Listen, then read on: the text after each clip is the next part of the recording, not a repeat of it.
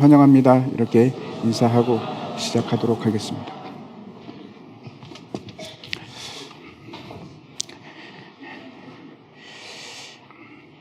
우리가 계속해서 예수님께서 성전에서 대제사장들, 서기관들 그리고 이제 장로들과 함께 논쟁하는 장면을 살펴보고 있습니다. 첫 번째 이제 논쟁의 주제는 권위였습니다. 어떻게 해서 네가 이 일을 하느냐? 세 가지 비유로 말씀을 하시는데 기억나시죠? 첫 번째는 포도원 주인의 두 아들 비유로 얘기하십니다. 그 다 권위랑 상관이 있습니다. 아버지의 권위에 순종하는 아들인가 그렇지 않은가? 둘째 아들은 뉘우치면서 그 일에 순종을 합니다. 근데 첫째 아들은 끝까지 뉘우치지 않고 돌이키지 않습니다. 두 번째 비유는 이제 지난 시간에 우리가 함께 살펴봤는데 포도원에서 일하는 농부들 얘기입니다. 주인의 권위를 무시하고 심지어는 이제 그 아들을 죽이는 참혹한 일까지 가게 됩니다. 그렇게 된 이유는 열매가 없어서 그렇습니다. 그 삶에 열매가 없기 때문에 그렇습니다. 오늘 마지막 세 번째 비유인데 이 비유는 가장 희극적인 요소를 가지고 있습니다. 많이 가지고 있고 또 비극적인 얘기입니다. 그래서 혼인잔치의 비극이라고 제목을 붙였는데 혼인잔치 얘기입니다. 본문을 한번 보도록 하겠습니다. 마태복음 22장 1절부터 14절까지 교독하겠습니다. 예수께서 다시 비유로 대답하여 이르시되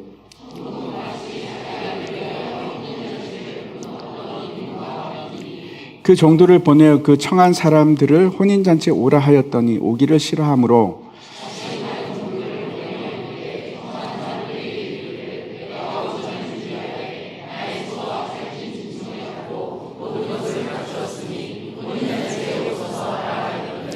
그들이 돌아보지도 않고 한 사람은 자기 밭으로 한 사람은 자기 사업하러 가고 임금이 노하여 군대를 보내어 그 살인한 자들을 진멸하고 그 동네를 불사르고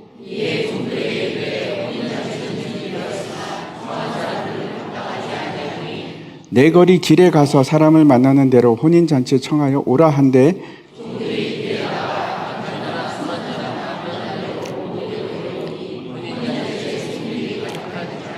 임금이 손님들을 보러 들어올새 거기서 예복을 입지 않은 한 사람을 보고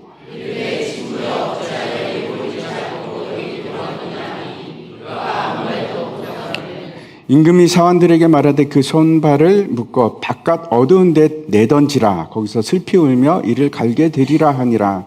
청함을 받은 자는 많되 택함을 입은 자는 적으리라. 아멘. 이제 오늘 이제 이번 주를 종료 주일이라고 합니다. 전통적으로 예수님께서 나귀를 타고 예루살렘에 입성한 것으로 우리가 여깁니다. 그리고 이제 이번 주 금요일 날 예수님께서 십자가를 지시고 그리고 이제 다음 주일이죠. 다음 주 새벽에 예수님께서 부활하십니다. 그래서 그날을 기념해서 우리가 부활주일로 섬깁니다. 오늘 본문이 나와 있는 이때는 예수님께서 성전 천결을 하신 그 다음 날입니다. 그래서 이제 전통적으로는 이게 화요일 날 일어난 사건으로 우리가 이제 생각을 하는데 꼭 정확한 건 아닙니다. 수요일일 수도 있습니다.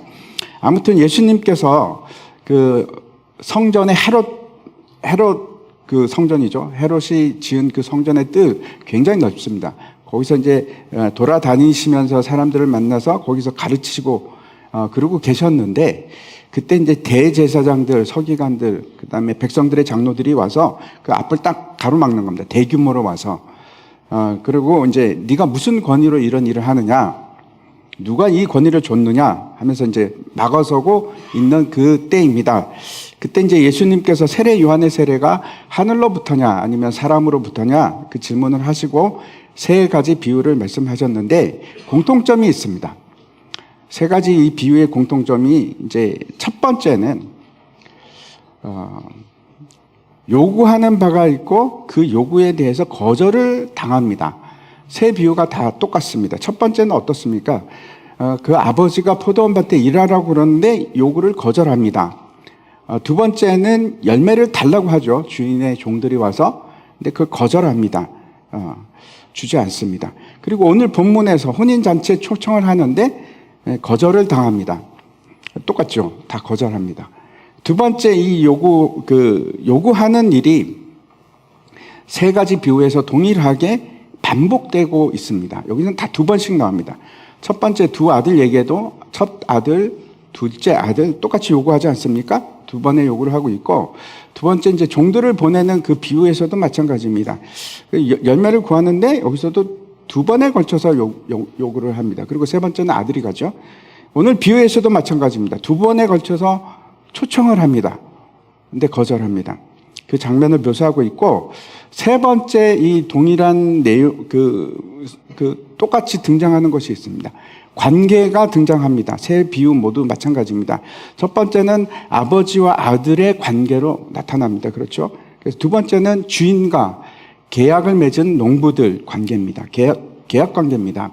그뿐만 아니고 주인과 종의 관계이기도 하죠. 세 번째 오늘 비유에서는 왕과 그의 백성들의 관계입니다. 근데 이 세 관계 역시 어떤 거와 관계가 있습니까? 권위와 관계 있습니다. 권위에 대해서 그 순종을 요구하고 있는데 그게 받아들여지질 않습니다. 거절합니다. 이게 공통점입니다. 오늘 본문 비유는 우리가 너무나 잘 알고 있는, 여러분 잘 아시죠? 많이 들어보셨던 그 비유입니다. 이 똑같은 비유가 누가복음에도 거의 비슷하게 등장을 합니다. 14장에 등장을 하는데 그 비유는 우리가 큰 잔치 비유라고 얘기를 합니다. 비슷한 것 같은데 같지는 않습니다. 일단 그 비유가 언급된 시기와 장소가 다릅니다. 그 누가복음에 등장하는 큰 잔치 비유는 예수님께서 갈릴리 사역을 하는 동안에 일어났던 일이고, 그때 이제 어떻게 되는가 하면 장소도 다릅니다. 한 그 바리새인이 바리새인의 지도자가 안식일 날 예수님을 초청을 합니다. 그래서 그 잔치에 가서 그때 일어난 일입니다. 그때 이제 막 사람들이 이제 자리 다툼하는 걸 보고 낮은 자리에 앉아라 그 얘기를 하면서 그 청한 주인에게 이런 얘기를 합니다. 네가 그 초청을 할 거면, 잔치를 베풀 거면 차라리 갚지 못하는 사람들을, 가난한 자들을 초청해라. 이렇게 얘기를 합니다.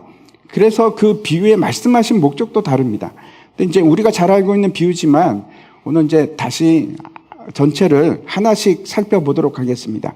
만약에 이 얘기를 연극으로 만든다 그러면 3막이 될 것 같습니다. 3막으로 구성되는 연극이 아닐까. 첫 번째 장면입니다. 왕의 종들이, 한 장 넘겨주십시오. 왕의 종들이 명단을 들고 청한 사람들을 찾아가서,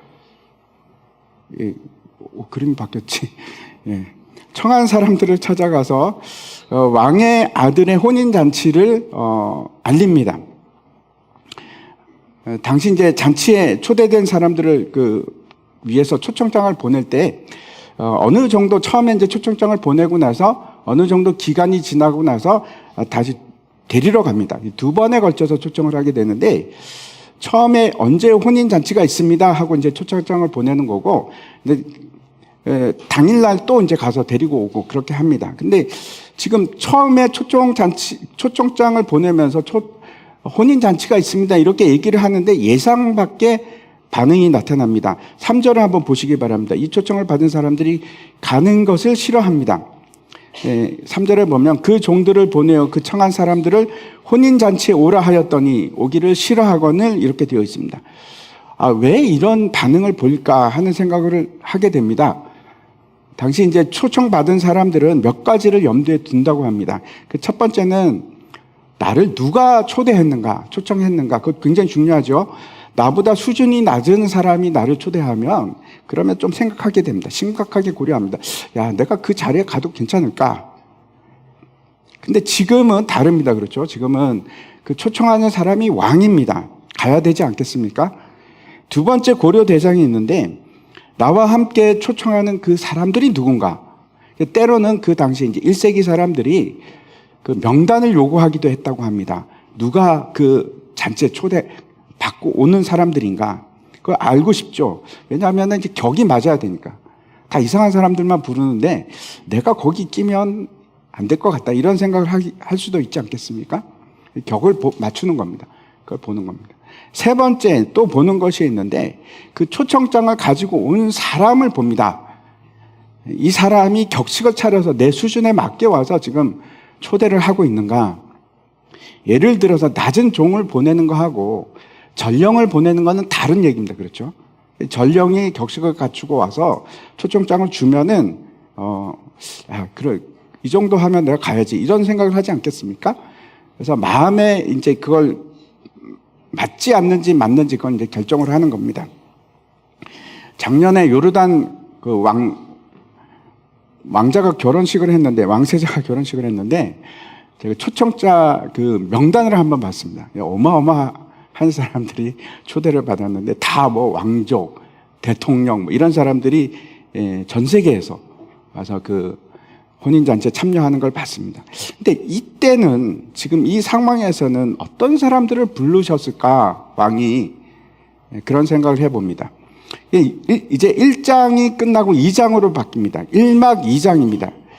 시간이 다 돼서 왕이 이제 두 번째로 종들을 다시 보냅니다. 이번에는 다른 종들입니다. 그리고 그 사람들에게 이렇게 얘기를 하는 겁니다. 한 장 넘겨주십시오. 지금 오찬이 준비되었습니다.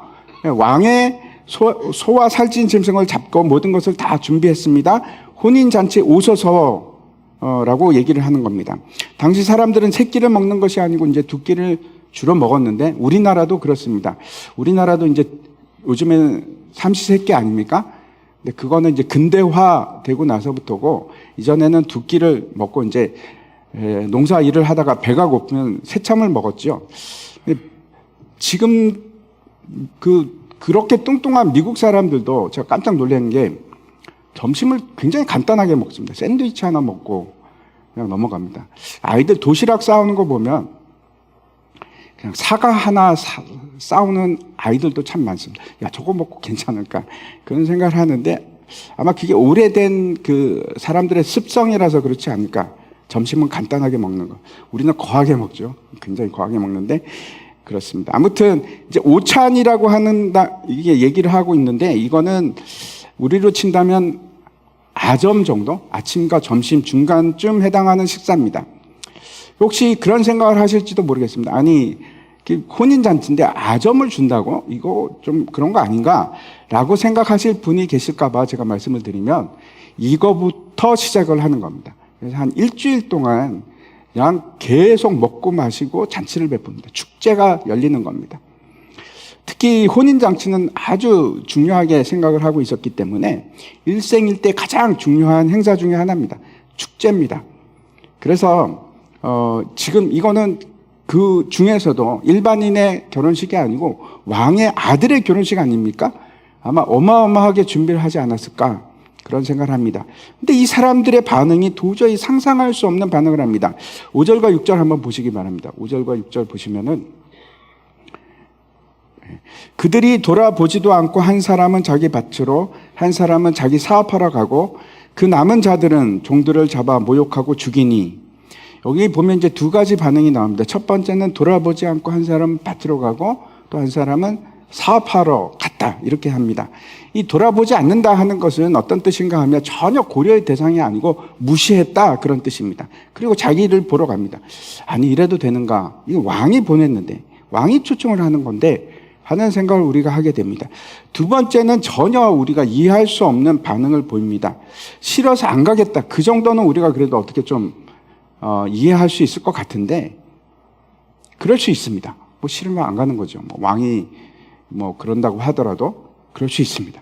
근데 이 남은 사람들이 어떻게 하는가 하면, 이 남아있다 하는 거는 더 많은 사람들이라는 뜻입니다. 그렇죠? 근데 이 사람들이 종들을 잡아서 그냥 죽인 것도 아니고 모욕을 주고 죽입니다. 이건 모욕을 준다는 것은 창피를 주고 무례하게, 아주 심하게 무례하게 했다, 그런 의미입니다. 그리고 결국은 죽인다는 겁니다. 그냥 분노해서 죽인 게 아닙니다. 그렇죠? 그냥 우연히 우발적으로 죽인 게 아니고, 그 사람을 모욕을 주고 창피를 줘서 죽였다는 것은 전혀 다른 얘기입니다. 굉장히 끔찍한 일이 일어난 겁니다.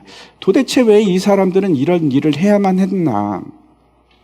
아니, 앞에 비유처럼 뭐 새를 거들어 와서, 아니면 열매를 요구했는데 줄 게 없어서 그래서 죽였다면 그래도 좀 이해할 수 있을 것 같은데, 너무 이상합니다. 심지어는 모욕까지 했다?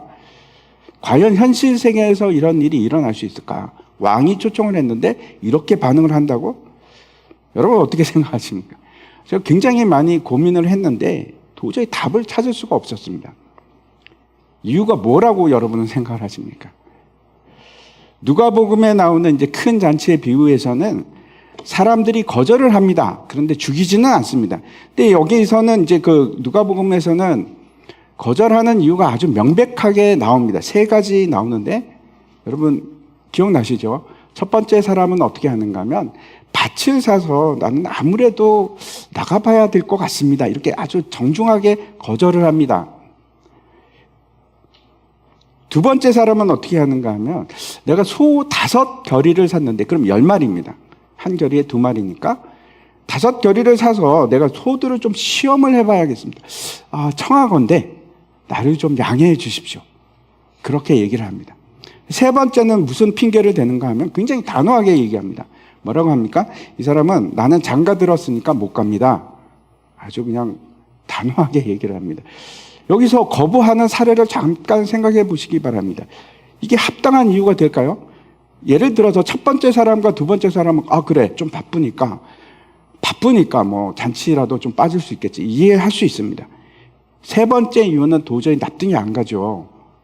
아니 장가 간 거 하고 나도 장가를 갔는데 여러분도 장가 가셨습니까?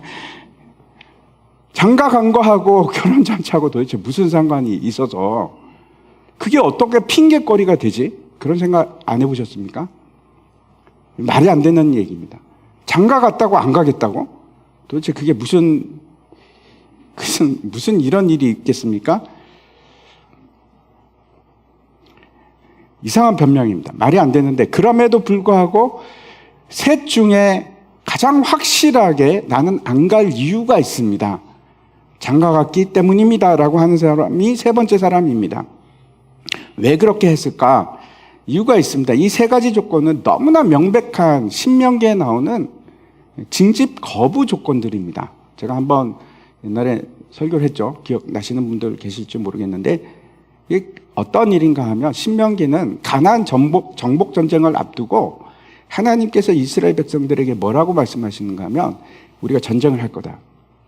두려운 사람 다 빠져. 다 집으로 가라. 그렇게 얘기를 하십니다. 가나안 전쟁은 힘으로 하는 싸움이 아니고 전쟁이 아니고 영적인 전쟁입니다. 세 가지 그 전쟁을 피할 수 있는 조건을 주십니다. 첫 번째는 집을 짓고 낙성식을 못한 사람은 안 가도 된답니다. 근데 잘 생각해 보십시오. 첫 번째 사람이 밭을 샀다고 하는데 사실은 우리 번역이 그렇게 돼 있어서 그렇지 밭이 아니고 땅입니다. 땅을 샀습니다. 땅을 왜 샀을까요? 둘 중에 하나입니다. 집을 짓거나 밭을 하거나. 만약에 땅을 사서 집을 짓기 시작하면 언제까지 면제가 되는가 하면 공사가 다 끝날 때까지 면제입니다. 그래서 이 사람은 지금 분명하지가 않습니다. 집을 지은 건 아니죠. 그래서 머뭇거립니다. 내가 땅을 샀는데 어떤 뉘앙스를 줍니까? 내가 집을 짓고 싶어요. 그런 뜻입니다. 두 번째 사람은 소 5겨리를 샀다고 합니다. 두 번째 면제 조건이 있습니다. 군대 면제 조건이. 어떤 것인가 하면 작물을 심고 그 첫 열매를 먹을 때까지는 군대 안 가도 됩니다. 그 얘기를 하는 겁니다. 지금 내가 소를 샀다는 것은 어떤 암시를 주고 있습니까? 내가 밭을 가려고 하는데 밭을 가려고 하니까 안 가는 게 맞는 것 같습니다. 라는 얘기를 하려고 하는 거죠. 근데 이 상황도 좀 애매합니다. 소를 사도 밭을 안 갈 수 있지 않습니까? 그러니까 애매하게 대답을 합니다. 근데 성경에서 장가 갔기 때문에 못 간다 하는 조건은 딱 하나밖에 없습니다. 군대입니다. 군대. 유일한 곳이 군대인데 세 번째 사람은 조건이 확실하죠. 자기는 장가 갔대요. 1년 동안 면제입니다. 그래서 확실하게 얘기하는 겁니다. 이스라엘 출애굽 역사를 한번 생각해 보시기 바랍니다. 이스라엘 백성들이 6월절에 출애굽을 합니다. 애굽에서 나와서 구원이 시작이 됩니다. 근데 그 구원의 완성은 언제 완성이 됩니까? 가나안 땅에서 정복 전쟁이 끝났을 때. 잘 기억하십시오. 우리가 가나안 땅에 들어가는 마지막 전쟁이 있습니다. 여러 가지 통과해야 할 일들이 많죠. 우리가 홍해도 건너야 되고 광야도 지나야 되고. 근데 마지막에 해야 될 일이 영적 전쟁입니다. 그리고 그 영적 전쟁을 두려워하는 자는, 싸우기 싫어하는 자는 절대로 천국 잔치에 참여할 수가 없습니다.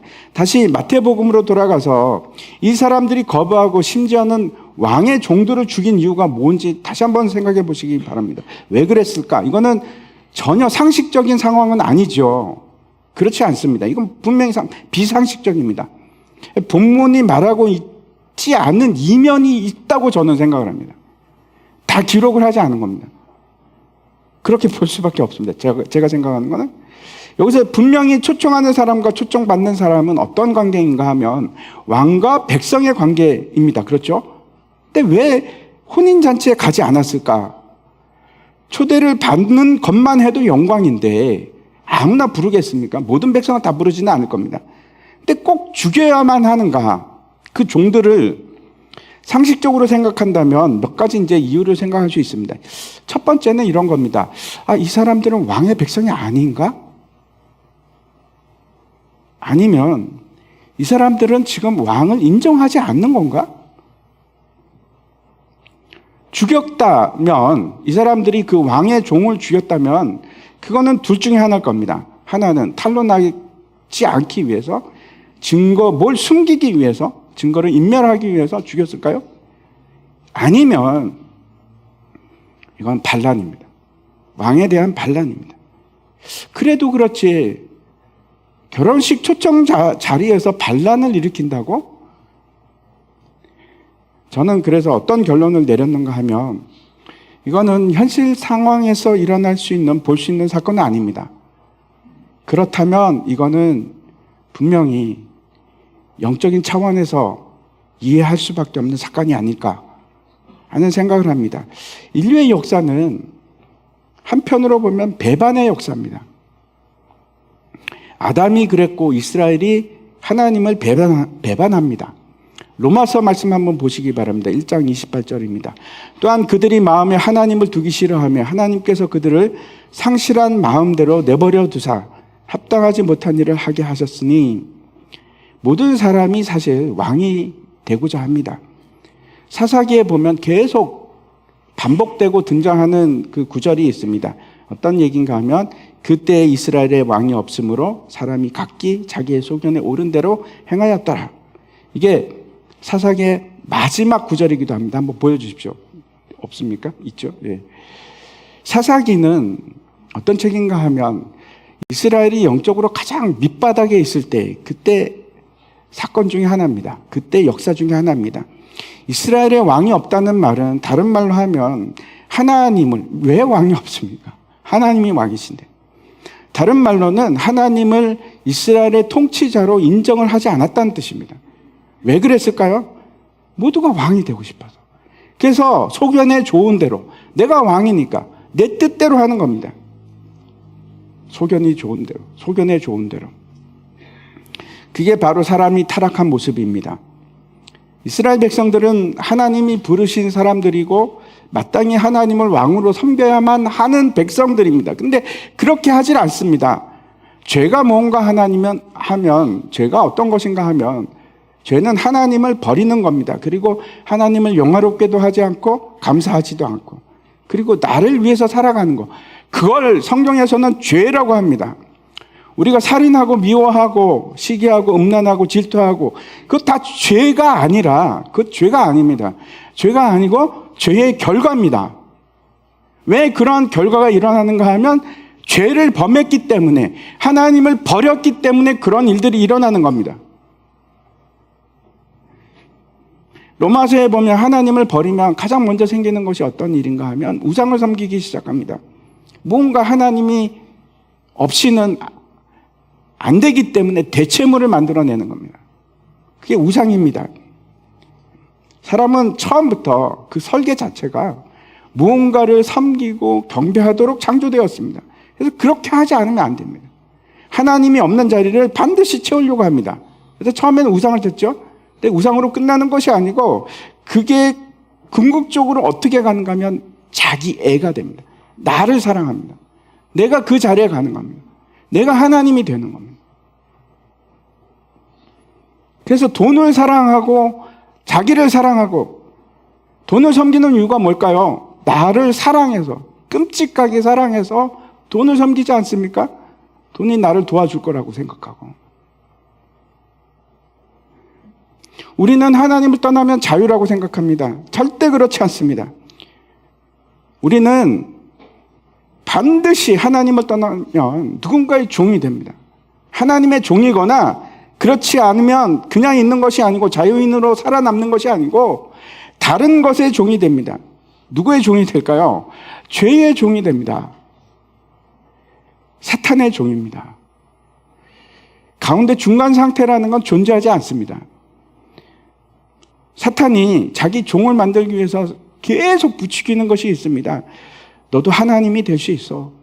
너도 네가 결정할 수 있고 네 마음대로 할 수 있어. 너는 자유인이야. 그렇게 살아. 너는 너를 위해서 살아야 돼. 너를 사랑해. 여러분, 그거는 하나님으로부터 오는 소리가 아니고 악한 영으로부터 오는 소리입니다. 성경은 전혀 그렇게 얘기하지 않습니다. 세상 사람들이 계속 그러죠. 네 자신을 사랑하라고. 너는 무엇이든지 할 수 있다고. 그거는 하나님으로부터 오는 소리가 아닙니다. 요한이 세례를 줄 때, 요한이 세례를 줄 때 많은 바리새인들과 사두개인들이 나옵니다. 근데 그 나오는 것을 보면서 이렇게 얘기합니다. 마태복음 3장입니다. 요한이 많은 바리새인들과 사두개인들이 세례 베푸는 대로 나오는 것을 보고 이르되 독사의 자식들아 누가 너희를 가르쳐 임박한 진노를 피하라 하더냐. 여기 보면 세례 요한은 바리새인들과 사두개인들을 뭐라고 얘기합니까? 독사의 자식들이라고 합니다. 이게 무슨 뜻입니까? 사탄의 자식들아. 하나님의 자식들이 아니고 사탄의 자식들이라는 뜻입니다. 그러면서 너는 진노를 피할 수 없다 라고 얘기합니다. 요한복음에 보면 유대인들이 이제 가늠한 여인을 돌로 쳐 죽이기 전에 예수님 앞으로 데리고 옵니다. 그리고 이제 시험을 하죠. 예수님께. 당신은 뭐라고 하시겠습니까? 그 사건이 지나고 나서 예수님께서 하시는 말씀을 한번 보시기 바랍니다. 요한복음 8장입니다. 44절부터 45절까지입니다. 너희는 너희 아비 마귀에게서 났으니 너희 아비의 욕심대로 너희도 행하고자 하느니라. 그는 처음부터 살인한 자요 진리가 그 속에 없으므로 진리에 서지 못하고 거짓을 말할 때마다 제 것으로 말하나니 이는 그가 거짓말쟁이요 거짓의 아비가 되었음이라. 내가 진리를 말함으로 너희가 나를 믿지 아니하는도다. 예수님께서 이 유대인들에게 뭐라고 하시는가 하면 진리를 알지니 진리가 너희를 자유롭게 하리라. 자유케 하리라. 그 말씀을 하십니다. 그러면서 죄를 범하는 자는 죄의 종이 된다. 죄를 범하는 자는 죄의 종이고 너희 아비는 하나님이 아니고 마귀다. 그렇게 말씀하십니다. 사탄에 속한 자들이라고 얘기를 합니다. 우리가 보이는 세계가 있고 우리 눈에 보이지 않는 세계가 있습니다. 오늘 비유에 나오는 사람들도 마찬가지입니다. 마치 현실 세계에서 이 사람들은 왕의 백성들처럼 보입니다. 사실은 그렇지가 않습니다. 왕의 백성이 아닙니다. 이 사람들이 성전에서 제사도 드리고 입으로는 하나님을 높이고 근데 그 마음은 언제나 하나님을 따르는 것이 아니고 마귀의 욕심을 따라 사는 사람들입니다. 죄의 종들입니다. 그걸 거부할 수는 없습니다. 계속 그걸 따라가는 겁니다. 하나님의 종이 아닙니다. 이 사람들의 정체성이 지금 하나님의 종처럼 보이지만 하나님의 종이 아닌 겁니다. 그 사람들이 하나님의 아들을 몰라서가 아닙니다. 알지만 그를 따르고 싶지가 않은 겁니다. 순종하기가 싫은 겁니다. 못합니다. 그래서 밭으로 가고 사업장으로 갑니다. 그게 더 중요하니까. 왕의 아들보다는 그게 더 중요해서 이 사람들은 결정적인 순간에 가면 예수님을 택하는 사람들이 아닙니다. 세상을 택하는 사람들. 죄를 택하고 그 아비의 욕심대로 행하는 사람들입니다. 그 아비가 하는 것들이 있습니다. 거짓말하고 욕심내게 하고 죽이는 일을 합니다. 이 사람들이 그대로 그걸 합니다. 빛과 어둠은 공존할 수가 없습니다. 빛 아래로 들어가거나 어둠 속에서 웅크리고 살거나 머물러 있거나 둘 중에 하나입니다. 비극적인 얘기죠. 굉장히 비극적입니다. 이 사람들은 그 아비의 욕심대로 행하고 결국은 어떻게 합니까? 예수 그리스도를 죽이는 편에 섭니다. 내가 왕이 되려고. 내가 왕이 되고 싶어서. 현실에서 도저히 납득이 안 되는 얘기죠. 이해할 수 없는 얘기입니다. 어디 가서 이거 물어봐도 이게 말이 안 되는 것. 하지만 우리는 압니다. 영의 세계가 존재하고 거기서 전투가 끊임없이 치열하게 일어나고 있고 우리는 그 싸움을 싸우는 사람들입니다. 저는 예수 잘 믿는 것처럼 보였는데 결국은 욕심 따라가는 많은 사람들을 봅니다. 심지어 그 중에는 목사님들도 있습니다. 하나님 백성처럼 보이지만 사실은 하나님의 백성이 아닌 겁니다. 하나님과 반대편에 선 겁니다. 자신들은 아니라고 하죠.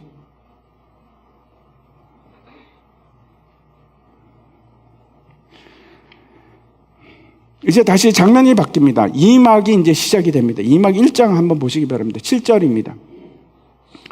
임금이 노하여 군대를 보내어 그 살인한 자들을 진멸하고 그 동네를 불사르고. 여기서 우리는 이 내용 스토리를 보면 당연한 결과라고 생각을 합니다. 왕이 충분히 노할 만하다. 이게 말이 되느냐? 군대를 보내는 건 당연하지. 그리고 이제 그 군대를 보내서 동네를 완전히 파괴합니다. 불지르고 파괴합니다. 우리는 이미 왕이 누군지 잘 알고 있습니다. 하나님이시죠? 왕의 종들을 거부했던 사람들은 이스라엘 지도자들과 그 백성들입니다. 그 사실을 우리가 잘 압니다. 이해합니다. 이 하나님의 진노가 실제 예루살렘 땅에 아주 똑같이 일어납니다. AD 70년에 로마 장군 티투스가 예루살렘을 에워싸고 전쟁을 하는데 그때 죽었던 사람이 110만 명입니다. 어마어마하죠. 요즘 세상에도 110만 명 죽기가 쉽지 않은데 그때 예루살렘 성에서 죽은 사람만 110만 명. 진멸당합니다. 그리고 예루살렘이 불태워지고 예루살렘 성전 위에 돌 하나도 돌 위에 남지 않고 완전히 무너집니다. 하나님의 진노. 그 결과입니다. 회개하고 뉘우치고 돌아오지 않는 자들에 대한 진노입니다. 이제 다시 2막 2장이 시작이 됩니다. 8절과 9절에 보면 이에 종들에게 이르되 혼인잔치는 준비되었으나 청한 사람은 합당하지 아니하니 내 거리 길에 가서 사람을 만나는 대로 혼인잔치에 청하여 오라 한데 이스라엘은 메시아 하나님의 아들 왕의 아들을 거부했고 그 결혼식에 참여하는 것을 싫어했습니다. 여기 보면 그 청한 사람들이 합당하지 않다 그럽니다. 그 말은 참석할 가치가 없는 사람들이다. 그런 부족하다 그런 뜻입니다. 그리고 이제 그 초청이 어디로 확대가 되는가 하면 내거리 길에 있는 사람들에게로 그렇게 이어지는데 이 내거리라는 말은 문자적인 그 뜻 그대로 제가 말씀을 드리면 이런 얘기입니다. 통하여 나가는 길, 출구. 길이 만나는 곳이라서 사람들이 많이 있는데 또 다른 의미는 그래서 경계를 넘어가는 밖으로 통하는 길 그런 뜻입니다. 어딜까요? 이방을 향한 길입니다. 그래서 문자 그대로 해석하면 이거는 분명히 이방인들을 얘기하는 겁니다. 이방인들을 부르십니다. 우리 같은 사람들을 부르시는 겁니다. 이제 3막을 보도록 하겠습니다. 3막 1장입니다. 10절인데 우리 같이 한번 읽을까요? 없습니까? 없어요? 예, 제가 읽겠습니다. 종들이 길에 나가 악한 자나 선한 자나 만나는 대로 모두 데려오니 혼인잔치에 손님들이 가득한지라. 혼인잔치 자리에 사람으로 가득 차기 시작을 합니다. 왕이 사람을 만나는 대로 다 데리고 오라고 했기 때문에 종들이 열심히 사방으로 가서 사람들을 이제 데리고 옵니다. 근데 여기 아주 중요한 언급이 있습니다. 악한 자나 선한 자나 상관이 없이 다 데리고 왔다 그럽니다. 천국잔치에 초청을 받는 사람은 선하고 괜찮은 사람만 오는 것이 아니고 나쁜 사람이라고 안 되는 조건이 없습니다. 모두가 다 가능합니다. 초대를 받습니다. 손님이 가득하다 하는 말은 이제 벌써 잔치가 이제 사람들이 먹고 마시기 시작했다, 즐기기 시작했다 하는 뜻입니다. 여기까지는 괜찮습니다. 해피엔드로 끝나는 것 같은데 다시 3막 2장이 시작이 되고 그 자리에 이제 왕이 등장을 합니다. 11절과 12절인데 제가 읽겠습니다. 임금이 손님들을 보러 들어올새 거기서 예복을 입지 않은 한 사람을 보고 이르되 친구여 어찌하여 예복을 입지 않고 여기 들어왔느냐 하니 그가 아무 말도 못하거늘 왕이 들어왔다 하는 것은 이제 본격적으로 축제가 잔치가 시작될 때가 왔다 하는 뜻입니다. 이 비유의 처음이 어떻게 시작이 되는가 하면 천국은 마치 이렇게 시작을 합니다. 천국은 마치 자기 아들을 위해 혼인잔치를 베푸는 임금과 같으니 이렇게 시작을 합니다. 그래서 이거는 천국 얘기입니다. 그렇죠? 이 비유는 왕이 통치하는 하나님 나라에 관한 얘기인데 그리고 이 마지막 3막 2장에서 마지막에서 그 영원한 나라가 시작이 됩니다. 근데 그 시작이 뭘로 시작을 하는가 하면 심판입니다. 근데 그 심판의 기준이 아주 명확합니다. 어떤 것입니까? 예복입니다. 예복을 입었는가 그렇지 않은가.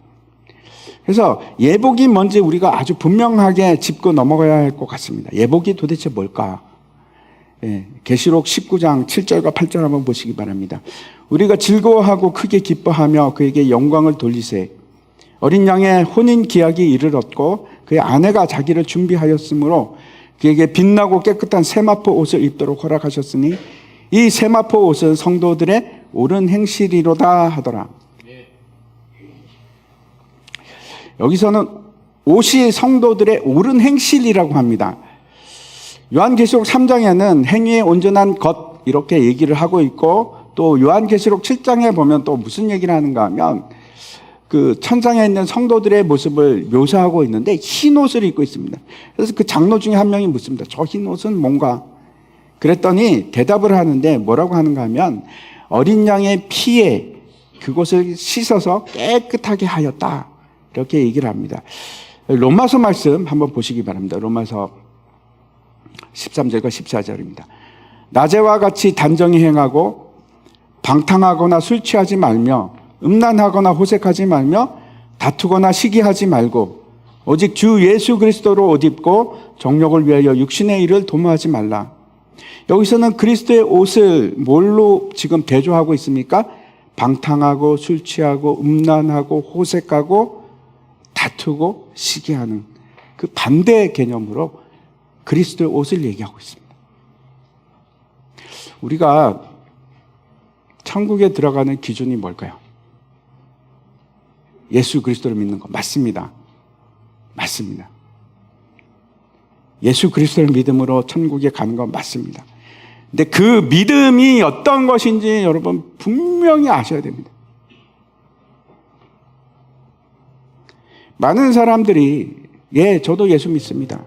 그걸 믿음이라고 생각합니다. 아니요, 그렇지 않습니다. 절대 그렇지 않습니다. 그건 성경이 말하는 믿음이 아닙니다. 믿음이라는 것은 자기를 부인하고 십자가를 지고 예수 그리스도를 따라가는 삶입니다. 삶입니다. 말이 아니고 삶입니다. 다시 한번 생각해 보시기 바랍니다. 십자가를 지고 자기를 부인하고 예수님을 따라가는 사람이 방탕합니까? 음란할 수 있습니까? 시기나 질투를 합니까? 다툴 수 있습니까? 그게 가능할까요? 그럴 수 없습니다. 그렇게 못합니다. 골로새서 한번 말씀 보시기 바랍니다. 3장 12절입니다. 그러므로 너희는 하나님이 택하사 거룩하고 사랑받는 자처럼 긍휼과 자비와 겸손과 온유와 오래 참음을 옷 입고 그리고 사랑하라고 뒤에까지 제가 달지는 않았습니다. 그리고 사랑하라고 합니다. 옷이 여기서는 정확하게 뭘 의미합니까? 성령의 열매입니다. 성령의 열매. 열매가 없으면 문제가 있는 거예요. 다시 지난 시간의 비유들을 한번 생각해 보십시오. 제가 처음부터 말씀드렸지만 이거는 동일한 한 세트입니다. 같은 얘기를 하고 있는 겁니다. 열매가 없으면 뉘우치고 돌이키는 일이 반드시 일어나야 됩니다. 반드시 일어나야 됩니다. 돌이켜야 합니다. 우리는 원래 열매를 맺을 수 없는 가짜들입니다. 맺을 수 없는 자들입니다. 성령으로 재창조가 일어나지 않으면 끝까지 우리는 못 맺습니다. 우리 본질이 바뀌지 않으면 맺을 수가 없습니다. 믿음과 행위를 다른 걸로 여기지 마십시오. 나는 믿음이 있으니까 행위 같은 건 중요하지 않아. 아니요, 그렇지 않습니다. 똑같은 겁니다.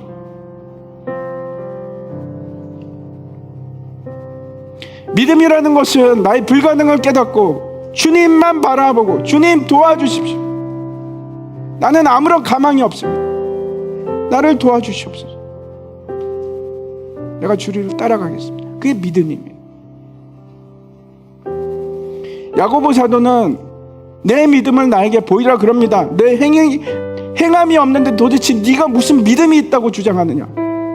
그게 무슨 믿음이냐? 네가 그렇게 죄를 짓고 살면서 그걸 믿음이라고 얘기하느냐? 그럴 수 없다고 얘기합니다.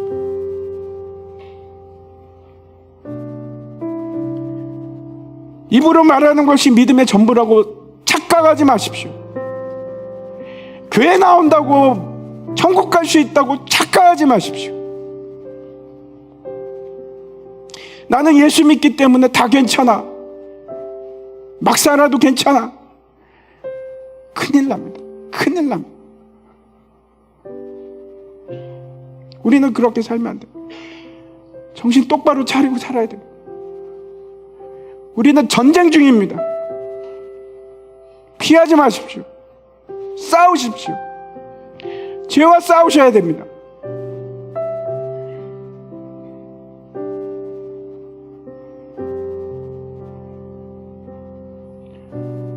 여기 보면 옳은 행실이라고 합니다. 그게 뭡니까?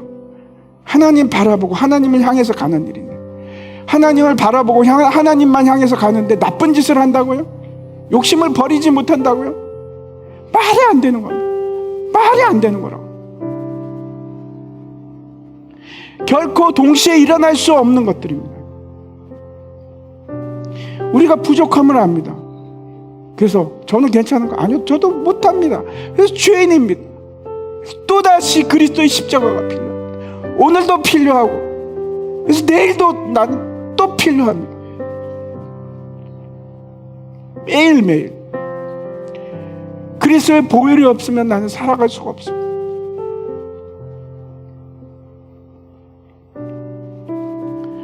마지막 구절 마태복음 22장 14절 우리 같이 한번 보시기 바랍니다. 같이 읽겠습니다. 시작. 청함을 받은 자는 많되 택함을 입은 자는 적으니라. 다 함께 일어나셔서 우리 같이 찬양하도록 하겠습니다.